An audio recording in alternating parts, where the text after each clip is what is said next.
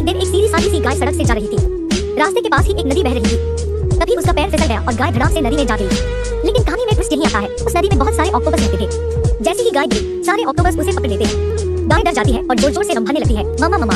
उसकी आवाज सुनकर पास के खेत में काम कर रहा एक देसी किसान दौड़ कर आता है। वह देखता है कि गाय मुसीबत में है और ऑक्टोपस ने उसे घेर रखा है। बिना समय गवाए वो तुरंत रेस्क्यू टीम को फोन करता है। कुछ ही देर में रेस्क्यू टीम नाव, रस्सियों और नेट के साथ पहुंचती है। टीम एक्शन में आती है और आखिरकार मेहनत करके उस बेचारी गाय को नदी से बाहर निकाल लेती है। गाय भीगी हुई, काटती हुई लेकिन अब सुरक्षित थी। इन हीरो रेस्क्यू वालों के लिए एक लाइक तो बनता है। अगर आप भी चाहते हो कि हर गाय सुरक्षित रहे, एक जरूर ठोक दो।